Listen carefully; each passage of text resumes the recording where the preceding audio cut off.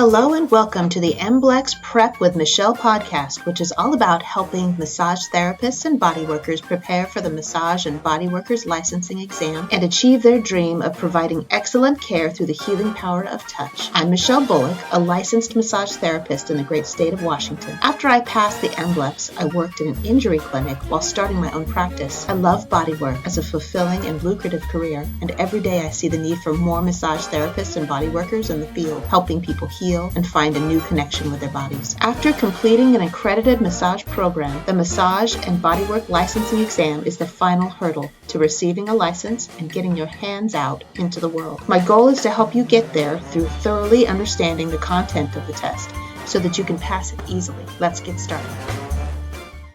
Okay, so here I am in my bedroom. Welcome. This is Michele, and I'm about to go over the content of the MBLEx with you, and while I'm doing that, you can decide what topics seem like the most frustrating or that you just know the least about. I got the information for this overview from the MBLEx website, the Federation of Massage Therapists and Workers, FSMBT. So, Federation of State Massage Therapy Boards. That's it. I got all this information from them, and so basically they gave me a list of what they would be testing on and what they would not be testing on. And so what I'm going to go through is and show you what they will be testing on. Just a quick overview. I'm not actually going to go into great detail, especially for anatomy and physiology and kinesiology. Those are going to be for some later videos. But for right now, we're just going to stick to that. And as you're going through, you can see what you still need to study on. So let's go ahead and get started here. And I'm just going to go slide by slide, and we're going to do it. So welcome to my channel here. That's MBLEx Prep with Michele. This is my first video, and that's why it's going to suck, but let's just hang in there. Also, you should be able to find this video in podcast form if you prefer to just listen, which was the case for me when I was studying for the MBLEx. I have a bit of ADHD. I'm a fidgeter. I need to constantly be doing something with my body and my hands. But if I'm able to listen while I'm doing that, then I'm good. I can really absorb information if it's in a conversational kind of context rather than sitting and looking in a book. My brain's like, no, I don't want to do this. I can't. I feel every pain in my body. I want to fidget. I want to dance. I want to go outside and run around. So if I can do all those things while I'm listening, then I can actually study. So that's what I did when I was studying for the MBLEx. I was still in massage therapy school. I took a 9-month program. So it was a really, really quick, hardcore program to get through all of the 600. It ended up actually being 850 hours for the here in Washington State that I did at a community college. So there was a certificate program, and it came with for the certificate, you had to have 45 credits of college education as well, but I already had that because I have an undergraduate degree already. So I was ready to go before I finished the program to go take the MBLEx so that I could hit the ground running with my license as soon as possible after I finished the program. So the program ended in June. I took my MBLEx exam in May and passed it on the first go. I took the bus 100 miles away from home. I took a string of buses. It took the whole damn day. And I made sure and got a good night's sleep the night before and just did not study the night before. I didn't study that day. I just focused on my own health and well-being. I got there, I took the test, and I got the "you passed" paper when I finished, and that was really great. But one of the things that I had to do was I had to identify my weak points in order to know where to focus my studying, because I knew what I was good at. I personally was really good with the ethics aspect, with the ethics, with the process of bolstering somebody, sanitation. I was actually really good with pathology and some anatomy and physiology, because I had already studied medical anthropology in my undergraduate degree, and I'd also been on the planet for a little while. I was 45 years old before I got my massage therapy license. So it was pretty, that part was like I'd already absorbed it through the world. So I needed to really just focus on kinesiology and memorizing the muscles and the actions. Those were like the major ones. And some client assessment aspects, just to make sure that I had them all dialed in.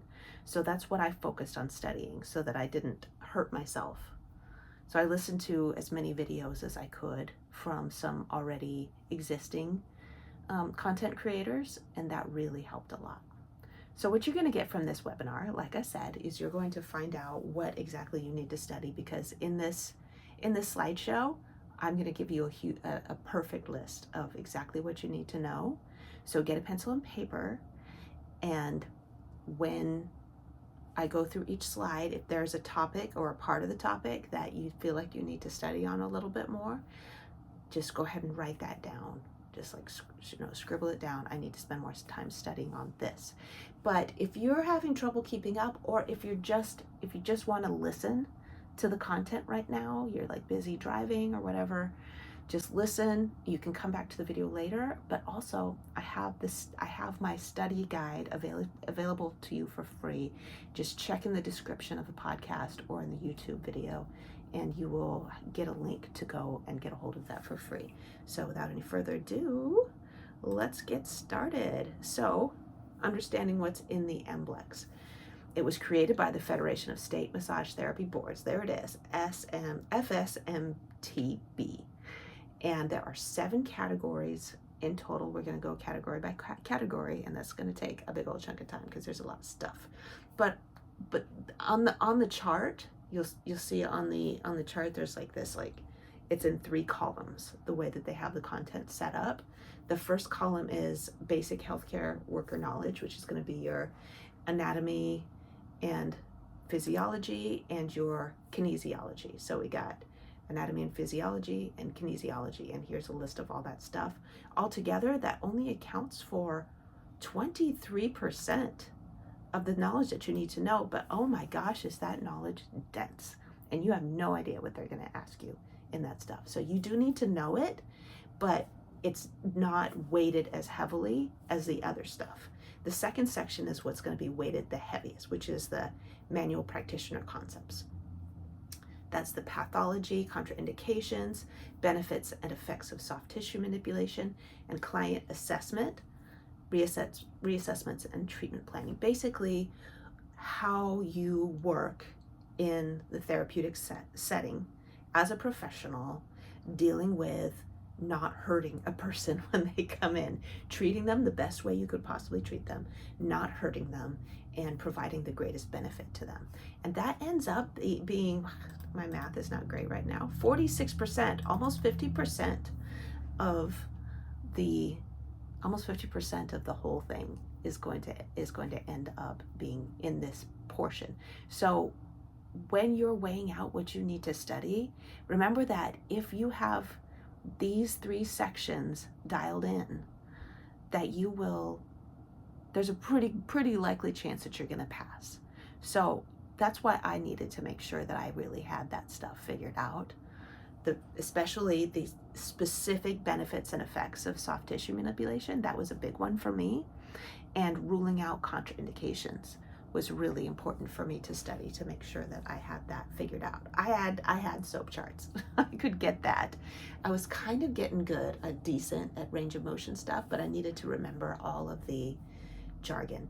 And then finally, the last part, which is really the easiest for me, but it may not be the easiest for you, is the ethics, boundaries, laws, and regulations. Those end up, and then the guidelines for professional practice, that ends up being 31% of the exam. But so if you get like half of the answers of those two sections right, plus all the answers of the middle section, then you're good, right? And then you don't even have to be a genius at anatomy and physiology and kinesiology. But if you're like me and you're like, I'm not happy unless I get 100%, then study it all and just know it all, whatever. But in this case, a C gets you your license, because you only need to pass like 70% of this exam in order to get your license. So you don't have to be perfect, and you probably, I know I wasn't allowed to know what my score is. I think probably that's the case everywhere. But yeah, I didn't even end up knowing what my score was, so I don't know if I overstudied, but the fact is I didn't feel like I passed it when I did. I would not say that exam is easy, even though I studied well and I knew my stuff, because the way that the exam is set up is so that the questions get more and more challenging and nuanced as you are successful with it. So you will not, no matter what, you will not feel like you passed it until you finish and find out that you actually did pass. I'm just trying to keep you from overstudying, really. So let's go ahead and get started with that first section of healthcare worker knowledge, all the stuff that you need to know for anatomy and physiology, which only counts for 11% of the exam. So you could totally flunk anatomy and physiology and still pass the exam and get your license. But I know you listeners are trying to hedge your bets and do your best. So let's just go over everything that the FSMTB listed that you need to know for the cardiovascular system. So that is understanding the functions of the cardiovascular system for the whole organism, right? What does the cardiovascular system do for the whole body? So that's an important thing to know. The structure of the cardiovascular system, that's like all the components of it, right? So the blood, in the blood, so what is all in the blood? So we've got the erythrocytes, red blood cells, leukocytes, which are white blood cells, lymphocytes, thrombocytes, you need to know all that stuff. Blood vessel anatomy, so the locations of the major veins and arteries, the heart and its anatomy, and the direction of the flow of the circulatory system. Some more about the cardiovascular system. Understand the basics of oxygen and carbon dioxide exchange and the sites for where the oxygen and carbon dioxide exchange happens. You know where it happens, of course, in the lungs and in the capillaries. The blood's role in healing, clotting, and inflammation. So how does the blood help the body heal when an injury happens? Major pulse points, where are those at? And understanding blood pressure and how it works. And that's going to be intertwined with the urinary system, but we're going to get there in a minute. So moving on to the digestive system, you need to understand the functions of the digestive system for the whole organism. What are those functions?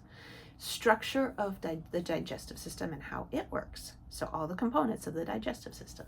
We have 4 quadrants in the digestive system. So where is each organ in the digestive system as far as the quadrants go?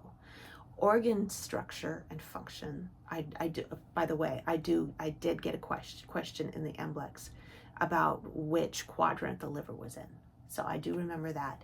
So organ structure and function in the digestive system, including accessory organs. So what is each organ made out of? How is it set up, right? And how it functions within the digestive system, not in the whole organism, but in the digestive system, including all the little ones like the pancreas and gallbladder. So you also need to know the parts of the gastrointestinal system and what is absorbed in each portion, the path of consumed foods and the process of waste production, and what is peristalsis. And finally, all the way at the bottom, how the autonomic nervous system impacts digestion.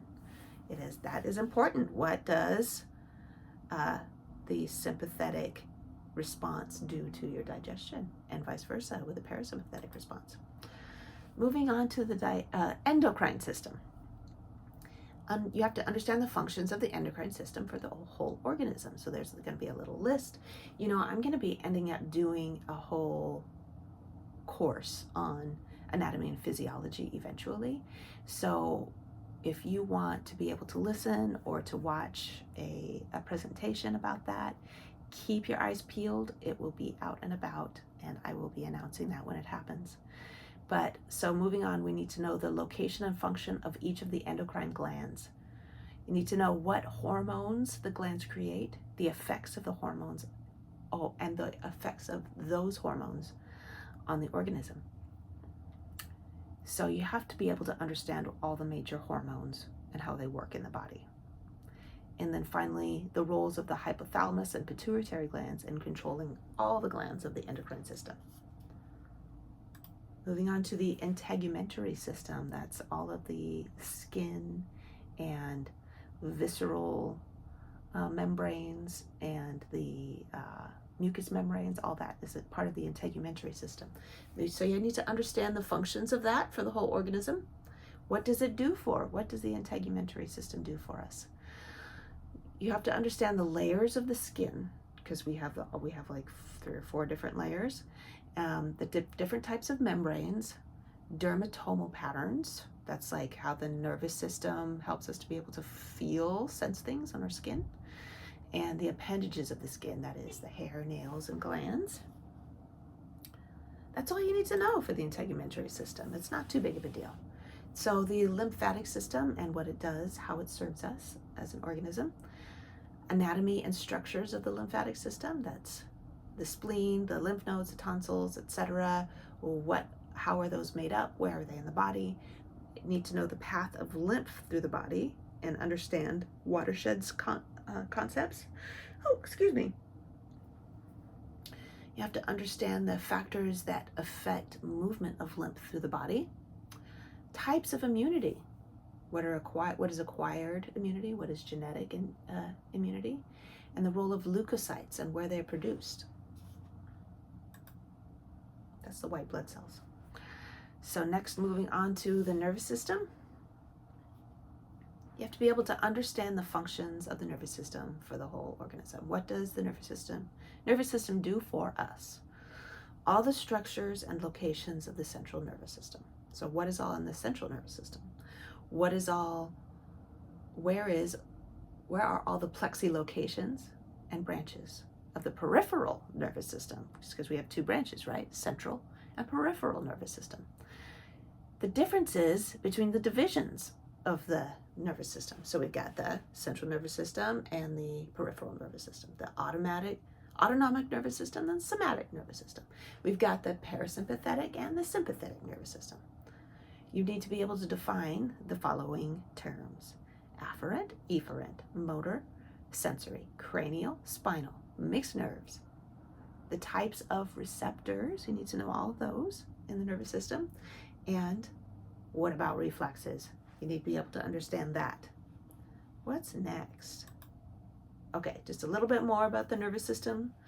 Special senses. You need to be able to understand the types of receptors that are involved in sight and hearing, cranial nerves, and the cranial nerves responsible for the major senses. I think I might have doubled this accidentally. We'll see when I get down to special senses. That might be done though. Anyway. Skeletal system. Here we go. I'm not including the muscular system. It's listed on the FSMTB chart as being musculoskeletal system, but I actually moved for my purposes. I moved this muscular stuff over to kinesiology, so I kept this skeletal part in the anatomy and physiology. But either way, if you study it all, you're going to get it. So for the skeletal system, how does the skeletal system help the whole body? You need to know the anatomy of a bone. That's the cellular structure of the bone, the types of bone cells, the types of bones in our body, and the types of bony landmarks. Divisions of axial and appendicular skeleton, and you need to know all the major bones. You need to know them. So where's your femur? Where's your mandible? What are the bony landmarks on each of those things? So that's a biggie. That was a big one that I needed to spend some time memorizing for sure. I'm gonna have to do a video about that. All right, respiratory system. Of course, how does the respiratory system affect us? What are the functions for our whole body? So you need to know the locations of all the respiratory organs, and you need to understand how the alveoli and hemoglobin help us to be able to absorb oxygen and release carbon dioxide. Reproductive system. Understanding, you need to be able to understand why we have a reproductive system. How does that help us? The location and structures for both sexes. So the where the organs are and the structures of each of those organs for both sexes. Physiological changes during puberty, menstruation, and pregnancy. Major sex hormones and how they affect the body, especially in puberty, menstruation, and pregnancy. Not too big of a section, but there's a few things to memorize there. Urinary system. You need to be able to understand the functions of the urinary system for the whole organism. The locations and functions of urinary anatomy. How the urinary system regulates blood pressure. And the structure and functions of the nephron. What does the nephron do for us? Okay, so that's it for the main part of the traditional anatomy and physiology that you would be learning in like medical school or whatever. But now, for whatever reason, the FSMTB agreed that you need to be able to understand how energetic anatomy works. So there will be a couple of questions on it, and if you've been, you know, if you've been at a natural food store or you've been to college, then you've probably heard of these things. It gets around in Western culture, but you need to be able to understand chi or ki and how it flows in the body, yin and yang properties, polarity and chakras, the major meridians, and how the energies might affect the client and practitioner on levels beyond the physical. Okay, just moving on to kinesiology. So you need to be able to differentiate skeletal, smooth, and cardiac muscle fibers. You need to understand the structure of muscle fibers, so the organization types on a microscopic level. What's a fascicle? What's a fiber? What's a myofibril? What's a sarcomere? The types of levers. So there are a few different types of levers. I am going to be doing a whole course on kinesiology, so we will be going deeper into this. Muscle spindles and Golgi tendon organs, where they are and what each does. Aerobic and anaerobic metabolism in muscles. The basic, so concepts of muscle contractions. Basic steps of muscle contraction initiation. So how motor units work and understanding the sliding filament model in a muscle contraction. The types of muscle contractions. We've got isometric, eccentric, concentric, agonist and antagonist, synergist, prime movers, postural and phasic muscles. You need to be able to understand all of those and be able to regurgitate it. Remember, that's 12% of the exam. Not too big of a deal by itself, but if you stack that up with anatomy and physiology, that could make a pretty good dent in it. So try to understand whatever you can. Joint structure and function. So you need to be able to understand the different types of joints. Synarthrotic, diarthrotic, amphiarthrotic. Structures of a synovial joint. You need to be able to understand the types of synovial joints. Saddle, ball and socket, etc. Location of major joint types in the body. What is the joint type of your elbow? What is the joint type of your hip? You need to be able to understand that. I do believe I had an MBLEx question about that. All right, range of motion and the assessment of it. So you need to be able to understand the questions, be able to answer questions about range of motion assessment of the major joints. You do need to know the actions of each major joint. So you've got the the spinal actions, glenohumeral, scapular, elbow, wrist, acetabular, knees, ankles, etc. Approximate degrees of normal range of motion for each joint. I did have a question about what would be an outlandish amount of range of motion at a joint. Like, you need to know approximately how far they will. You don't need to know all the details. This isn't an exam for physical therapy, but you know, if it's like an outrageous amount, then it's not going to make sense, and that's kind of what they want to see if you're in the exam, is see if you're like really got some basic competence. So the types of tests that you would be doing with range of motion: assisted, passive, or resisted, what each type of assessment means, and what it means if it's positive. And then we're moving on to pathologies. So now we're moving into the next section, which is going to be like the biggest, the most important aspects of the exam. Like not the most important, but what's going to occupy the most, like almost 50 out of 100 questions is going to be in the next 3 sections. So here we go. Pen and paper, make sure and write down anything that you feel like isn't, like you need more practice with. So we're working on pathologies. You need to be able to recognize signs of contagious skin conditions and adjust the treatment accordingly. You need to be able to recognize common muscular, skeletal, nervous, circulatory, lymphatic, digestive, and endocrine conditions. You need to understand the different types of pain. So there's acute, chronic, visceral, somatic, and etc. Different kinds of pain. Okay, so contraindications, which is a big list. You know, pathologies was a really big list, and I'm going to do a class about that too. Contraindications, the difference between local and general contraindications. What's the difference between those two?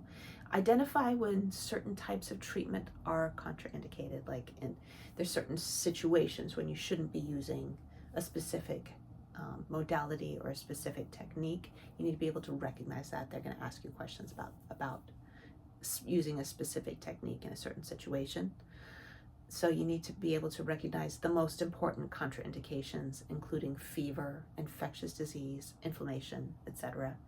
And then there are site-specific contraindications. Of course, those are examples of local and general contraindications, right? And they're going to be asking about contraindications for special populations, how you would adapt to working with geriatric, disabled, youth, pregnant, etc. Areas of caution are areas that therapists should be careful about, and you need to know where they are located. So you need to be able to understand that, and you need to be able to understand the locations of endangerment sites. Plus, for contraindications, massage and bodywork tools and such, and the considerations of contraindications in specific situations. Like, would you use a massage star in a certain situation, right? So what to be careful about. Okay, medication classes go under pathologies. So that you don't need to know the brand names of all of these medications. They don't need to know that for this exam, but you do need to know the classes. So analgesic, anti-inflammatories, anti-clotting, antibiotic, diabetes management medications. It's really unlikely that you might get a brand name on a practice test, but you're not going to get that on the actual MBLEx test. I did read that in the FS and TB outline, that they do not question about that. So, and you also need to know how these medications absorption is affected by massage and body work, because some of the medications will be affected. How the person absorbs the medication will be affected by massage and circulation increase, and contraindications to those medications in massage. Like, should you be using deep massage with certain medications? Should you be massaging people at all with certain medications? So moving on to the section that I call just the massage therapy section. It's like everything about massage therapy, but it's actually like the benefits and effects of massage therapy. So basically you need to know how massage and bodywork affects and benefits all the body systems that we listed in anatomy and physiology. Okay, so moving on to the physiological effects. So the process of trauma and tissue repair. So that's where I put it. So you need to know the phases of healing and what's happening in each stage, the appropriate and massage bodywork treatments in each of these phases of healing. So we're talking about acute, chronic, proliferation, remodeling. Yeah, all those phases. You need to be able to understand those, how to treat people appropriately in those stages. You need to understand the body's physiological responses during and after massage and bodywork, including specific techniques and strokes. How do people react physiologically to specific techniques and strokes? Remember the effects to each body system, specific hormonal changes in the parasympathetic response to massage, and how techniques and strokes are effective. Because people are going to be asking, why are you doing that? And you need to be able to say why. And that's why they test. That's why they test that in the MBLEx, so that you will be able to explain to people why massage works to help them heal and feel better, to trigger their healing process. You need to be able to understand tissue normalcy when you're palpating. So what do the degrees of tone and adhesion feel like? What you need to be able to, you're not going to be demonstrating that physically, you're going to be tested on it, but there'll be questions that will ask, like, if the tissue feels this way, what does it mean, right? Does it mean it's hypertonic? Does it mean it's adhered? Does it mean that it's flaccid? Does it mean that it has no tone at all? So psychological effects of massage therapy. How massage and bodywork affects clients psychologically. The kinds of responses the clients might have. Physiological pathways to creating a psychological response. How to support a client through the experience. So like how we're going to help somebody if they end up, having to shed some tears because they feel like an upwelling of emotion when parts of their body are being touched in a non-sexual way, in a healing way. How will we help to support them through that? So the effects of chronic stress on all body systems, we need to be able to understand what stress does to the body systems and how massage and bodywork reduces that stress, how it reduces anxiety, how massage therapy helps with pain, and to be able to understand pain control theories like the pain gate theory, and how it works with massage therapy. So how to treat special populations. We already talked about that in contraindications, but the difference is how massage and bodywork benefits each of these special groups. And then moving on, massage and bodywork modalities. Not just the techniques, but the actual different kinds of modalities. We're talking about Traeger and Reiki and Thai bodywork and so on and so forth. You need to have some basic understanding of each of those. You don't need to have been certified in all of those. So massage therapy section talks about hot and cold applications, when they're appropriate in a treatment, the benefits and effects, how does hot and cold therapy work, and when are each contraindicated. And you need to know the safe temperature ranges for the applications of a hot and cold, how to apply them, how long to apply them. Those are all very important so that we do not injure our clients. Okay, so now we're moving on to the biggest section in the MBLEx exam, and that is client assessment aspect. That's 17%. So this is a biggie. If you got this dialed in, you're in really good shape. But it also, the client assessment section is going to ask you a lot of stuff that's going to be taking from the pathology section, it's going to be taking from kinesiology, it's going to be taking from ethics, to try to make like these perfect questions. So they're not going to feel like specifically a client assessment question. That's why it's kind of important to have a basic understanding of all the sections, right? But this is really important. So go ahead and like listen carefully about what you need to know for the client assessment section. You need to understand how to set up a treatment session. Full understanding of safety and comfort for the client in the office and the treatment room. Understanding how to review intake forms, previous session notes, and being able to do all of that before the treatment begins. You need to already know what's going on with a client before the treatment starts. Don't just walk in and be like, yeah, I'm going to massage you, and then ask questions later, right?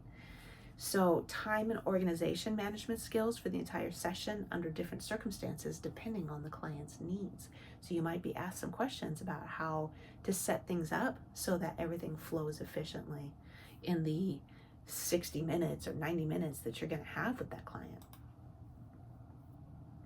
You'll need to understand some professional communication skills. That's also going to come up in the ethics section. But you need to be able to communicate to the client what you're doing with the treatment plan, right? Explain the treatment plan to the client.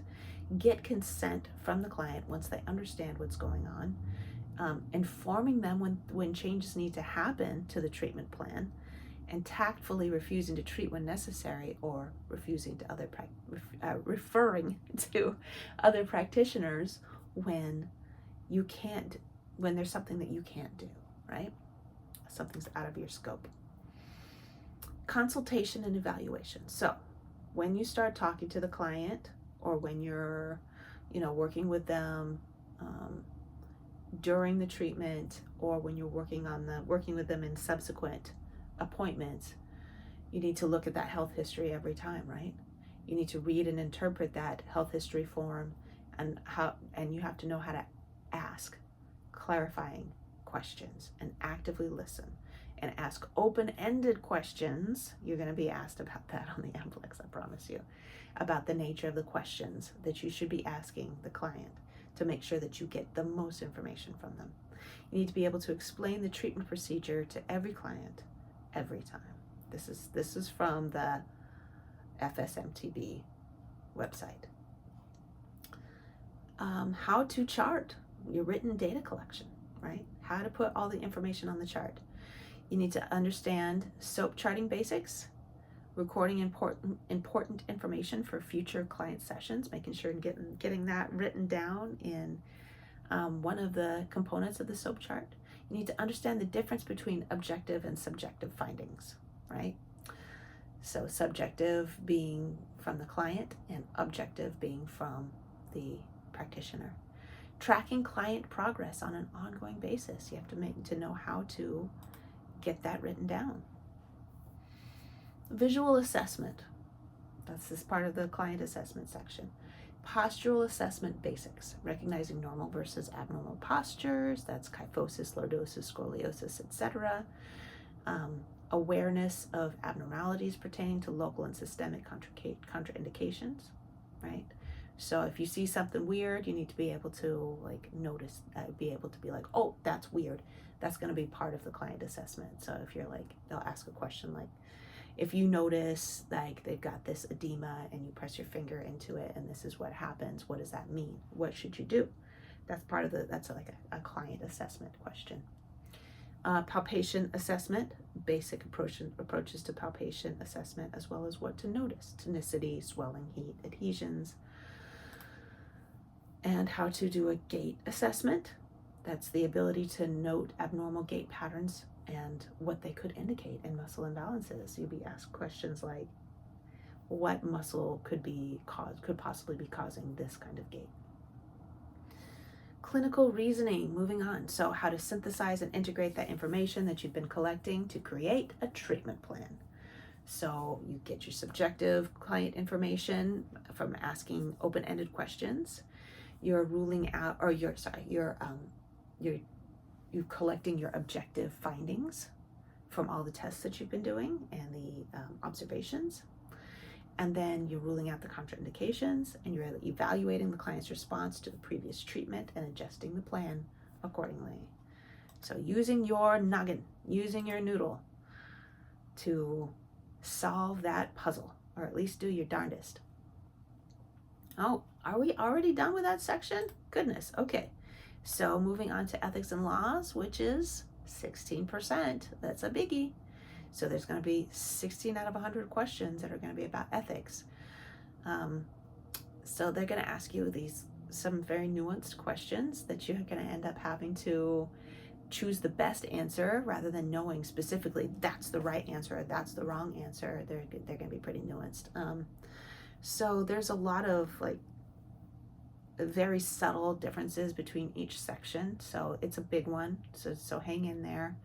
I'm just going to go through all of these real quick, and it's kind of like I'm actually doing a mini section on ethics, but this is the way that they had the details of what you needed to know set up on that FSMTB website. So I guess take this as sort of a class in what you need to know for ethics and laws. So you need to understand ethical behavior. That's the correct and ethical behavior as a healthcare practitioner, which is non-discrimination and always respecting the client's perspectives, beliefs, approach about their body, their modesty, their feelings of safety, and their communication style. You should always be sober while practicing. Okay, thank you.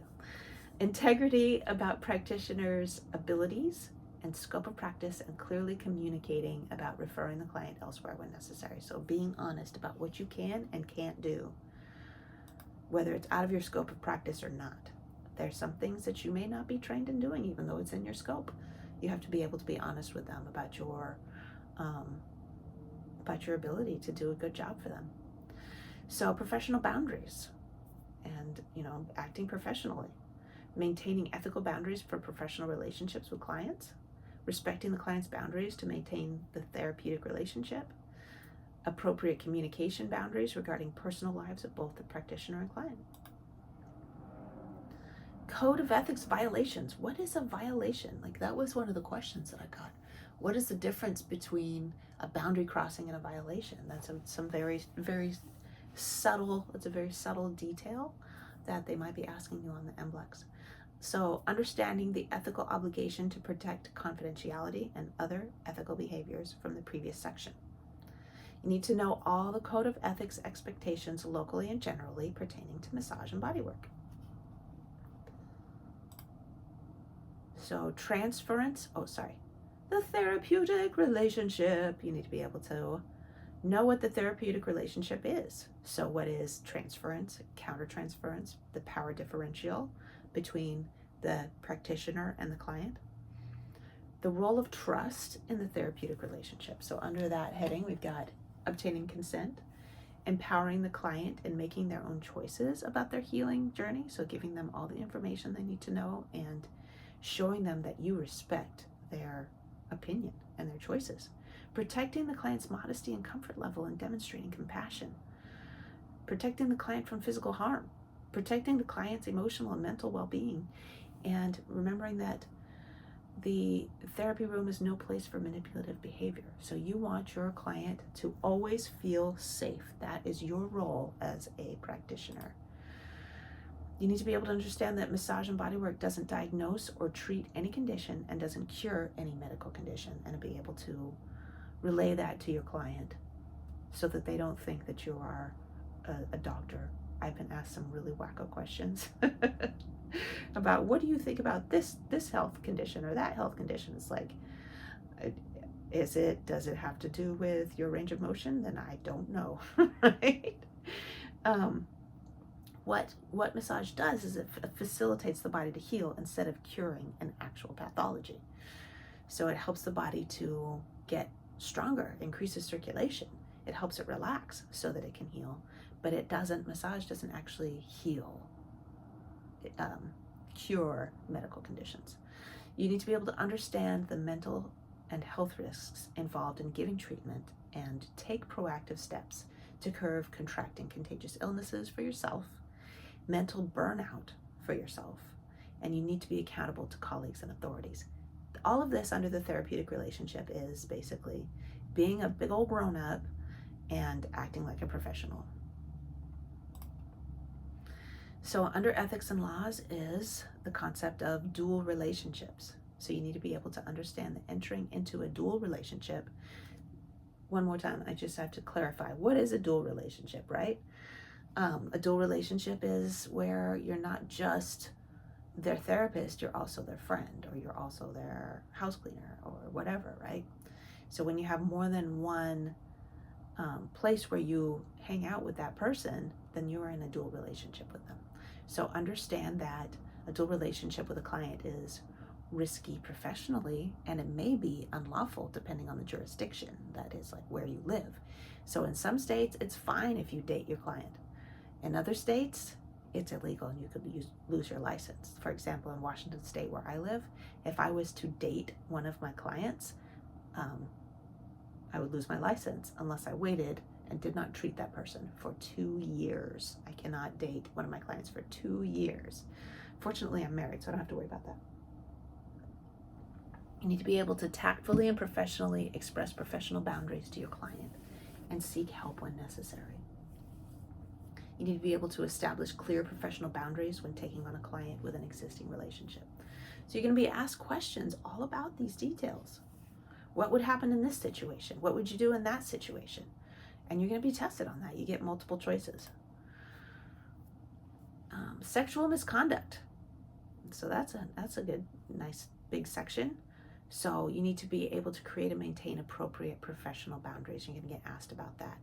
How to create these boundaries physically, emotionally, and sexually.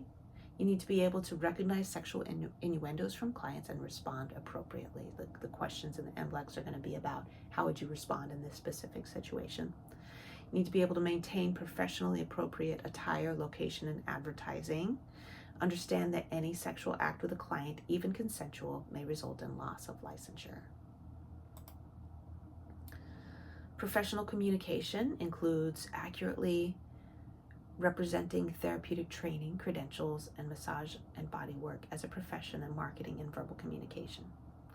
Be able to communicate clearly with clients regarding their care and empowering their cooperation in their healing journey. You need to demonstrate the ability to adequately communicate with adjunct healthcare providers and respect the perspectives and opinions of those other professionals. So you'll be asked questions about how would you respond in this certain situation when you're communicating with the other healthcare professional, and or how would you market yourself if you had this credential, or you only started taking classes in this modality, right? Scope of practice questions include understanding that massage and bodywork practitioners don't diagnose or prescribe for any medical condition. That's your scope.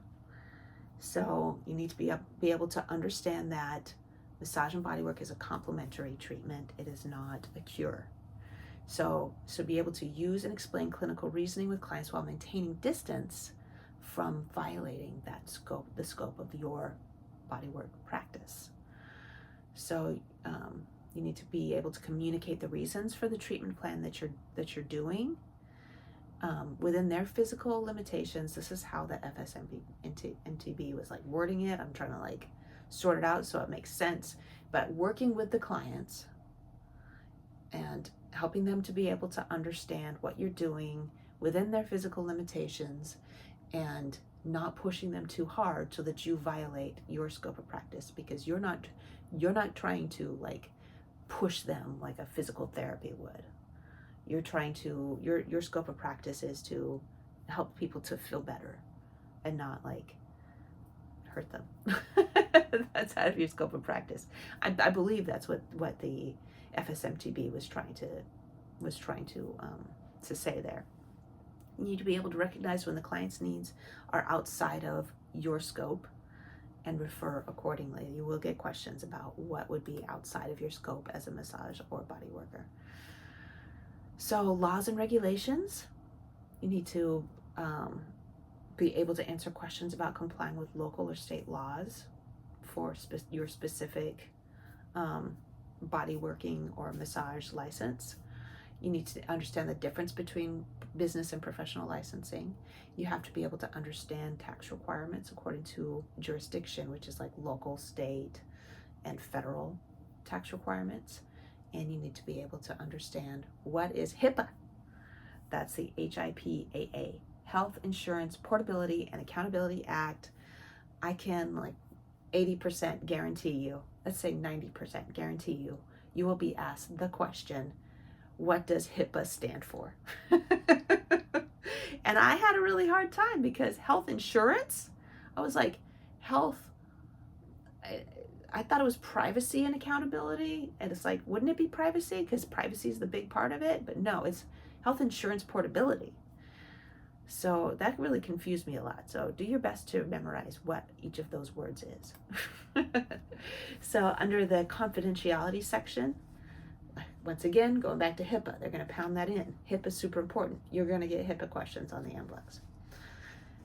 Being able to maintain confidentiality in all aspects of client interaction. So with other clients and anyone else, you can't be running your mouth, right? You're going to get asked questions. What would you do in this situation? What would you do? Would it be appropriate for you to talk about your client in this situation? You might get asked a question about advertising and social media and what would be appropriate for breaking your client's confidentiality in those situations.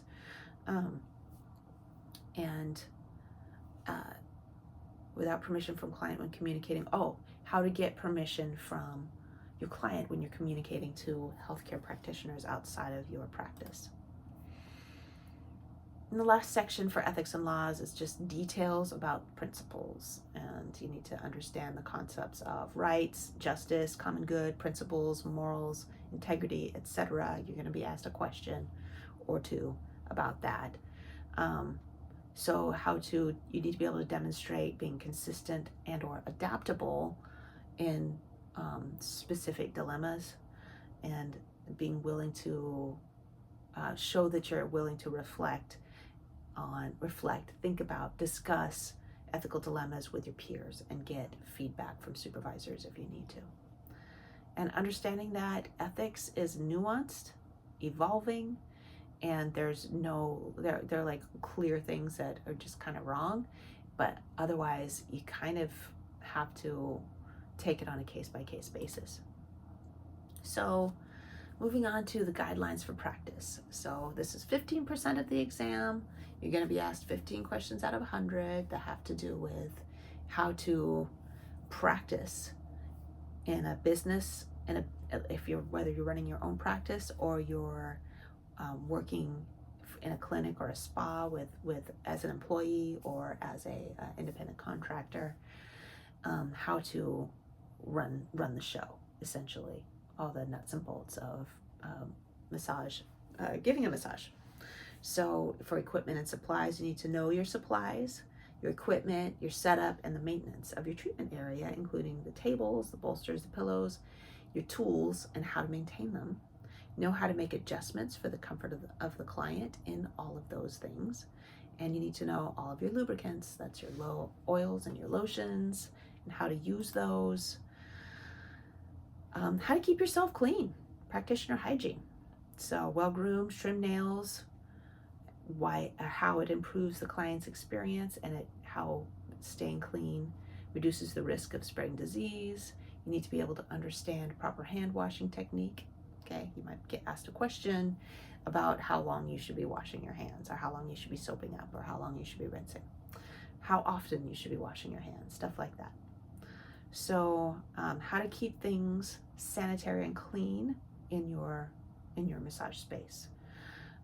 You need to be able to understand universal precautions and how to sanitize equipment and supplies, door handles, etc.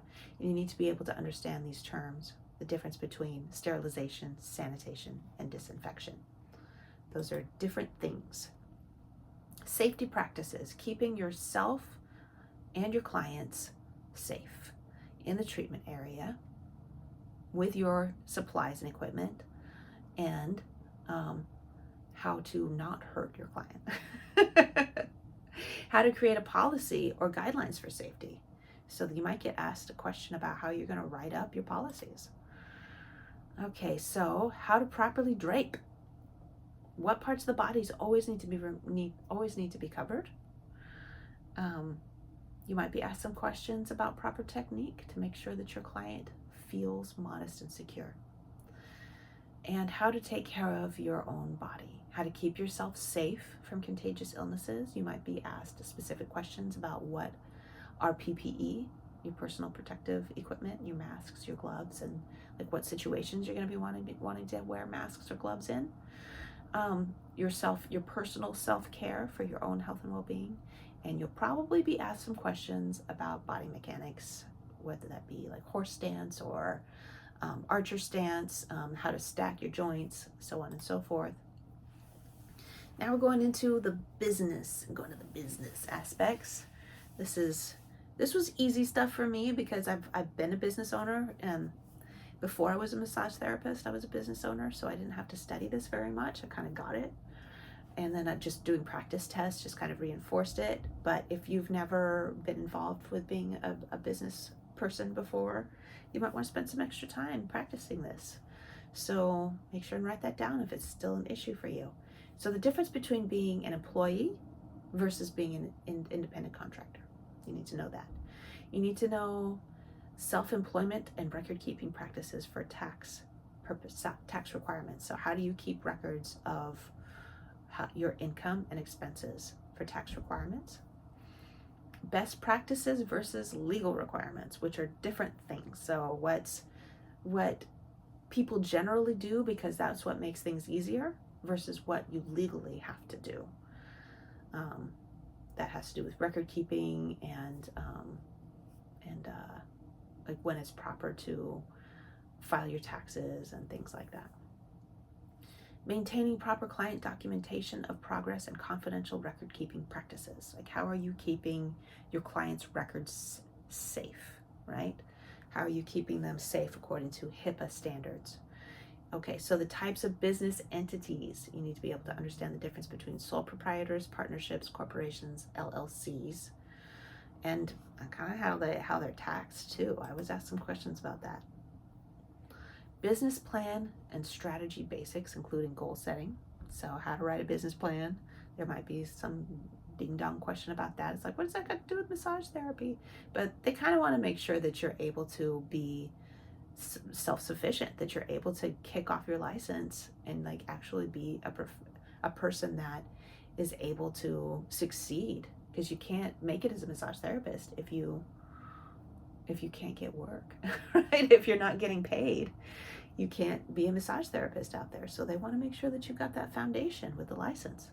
So you need to know the aspects of establishing and managing a massage and bodywork office, marketing and advertising, how to do that, maintenance of proper legal documentation for financial and professional legality, maintaining local and state professional business licensure, keeping liability and property insurance if you need those things, and understanding retirement options.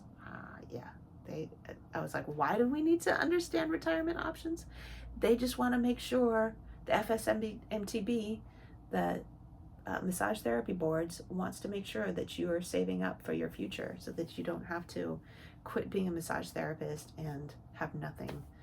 That you at least know how to start an IRA.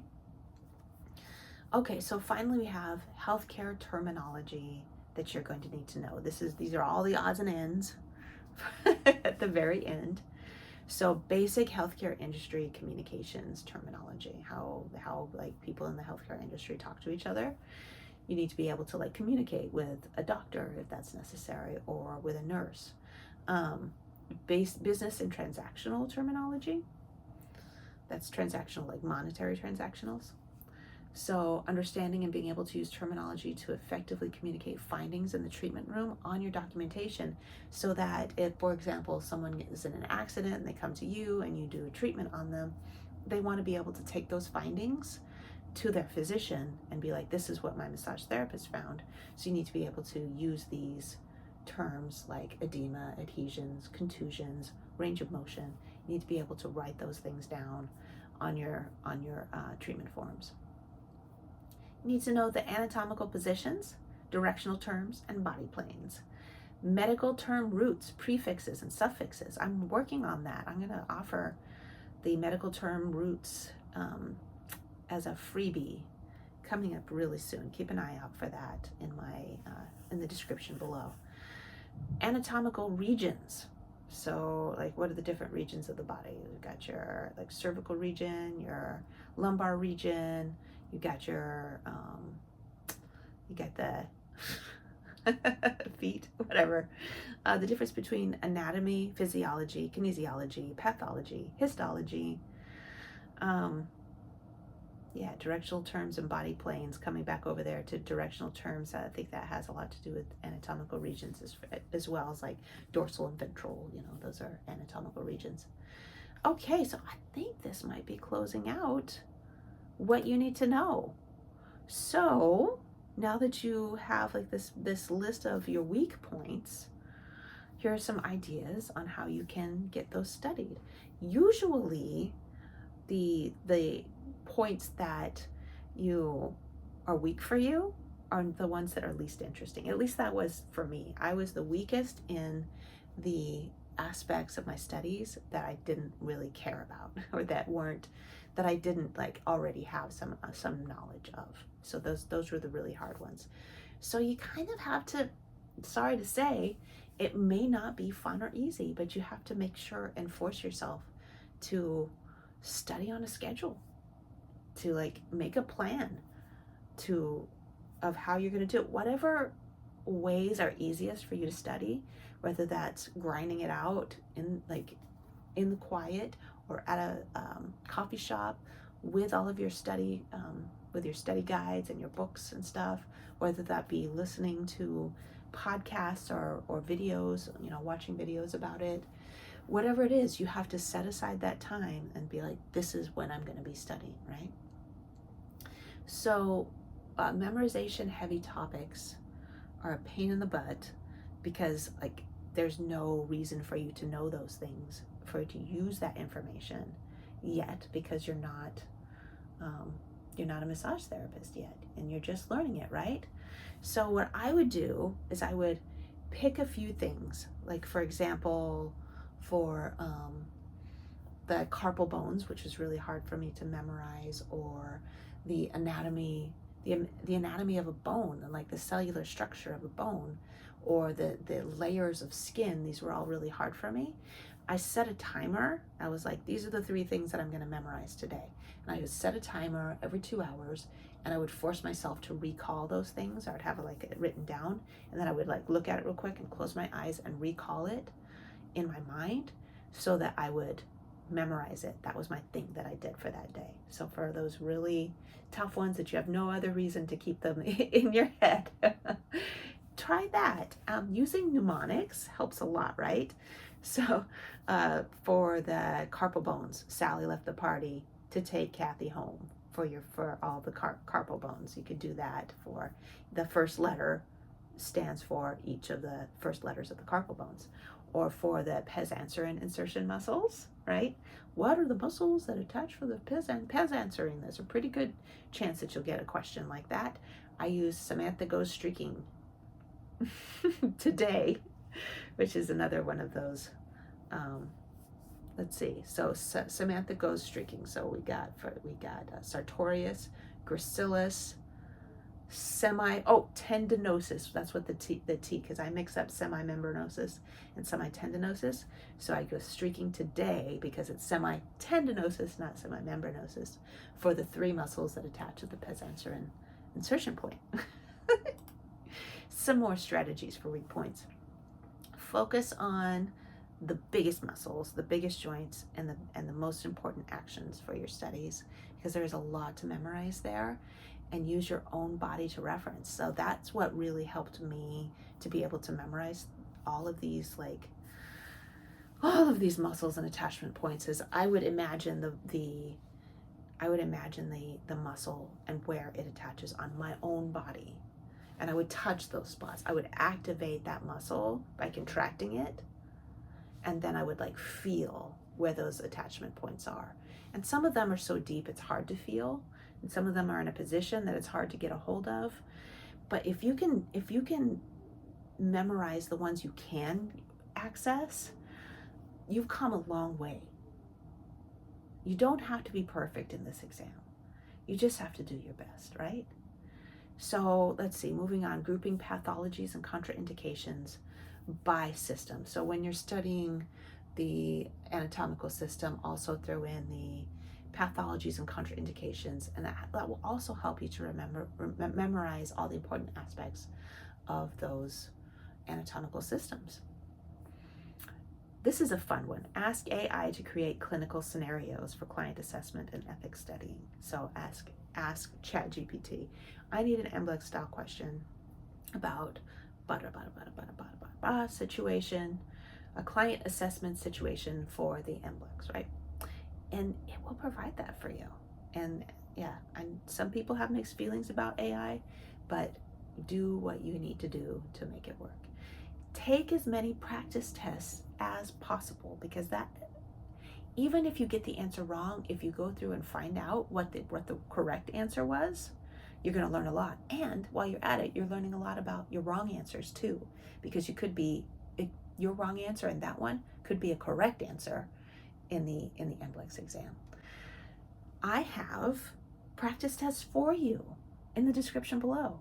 I have a practice test that has 100 questions, and it's set up so you print it out, you take the test, you set yourself a timer for 110 minutes, and you take the test, and at the end you go through and correct it. And then there's a little key at the end where you can circle the questions, the number of questions that you got incorrect, and you can look at, it's categorized by each section of the MBLEx: anatomy and physiology, kinesiology, client assessment, etc. The questions are mixed up in the test, but I have them categorized so you can see which is your weakest topic when you take that little test. And it's absolutely free. Just follow the link in the description below and you can have it. You're welcome. Okay, so now you know more about the kinds of questions that are going to be on the MBLEx. So once again, free resources in the description below. I've got a free study guide and a free 100 question practice test. And also, by the time you see this video, there may be more freebies down there. So go check it out. Check out the other videos on my channel and make sure and subscribe. If you have any questions, I'm at michelebullock@gmail.com. Send me any questions that you might have, and I will see if I can answer them. And I will catch you guys later. Have a good one.